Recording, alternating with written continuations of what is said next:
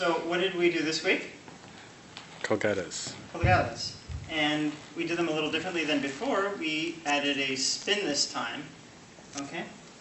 So one way to do this, or let's say one of the techniques we used to do this, was to bring the follow forward in such a way that she could continue through neutral on her own.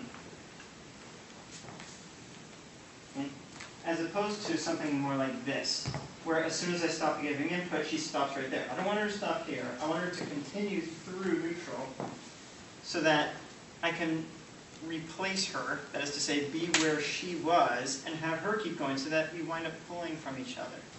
Okay? So, embrace.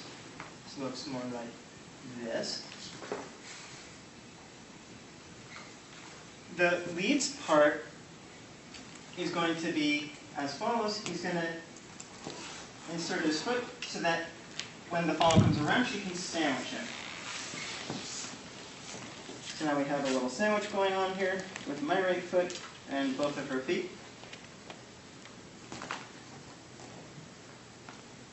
And if I want the real spin, I just keep going. And I'm going to pedal around with my left foot, like I'm on a skateboard.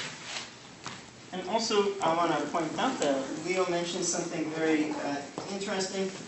In order for our feet not to keep getting closer and closer to each other like this, on each bit of the rotation when I shift my weight, I'm pulling my right foot back a bit.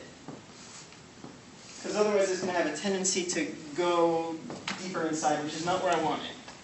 I want to make sure that we're both spinning roughly on the balls of our feet. Okay? So then we have a whole finished product.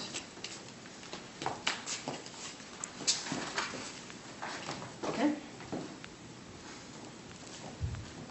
And so we did a couple of things to make it more emphatic. One is to have the follower flex a bit more on her prep step here. This is going to allow us to make use of a bit more energy.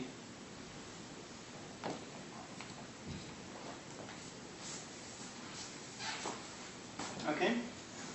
But don't make it too deep, because it can get out of control really easily.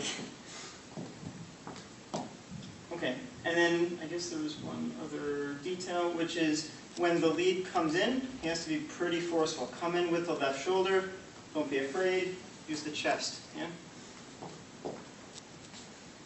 And that was it. We just worked on one fancy move today. Thank you.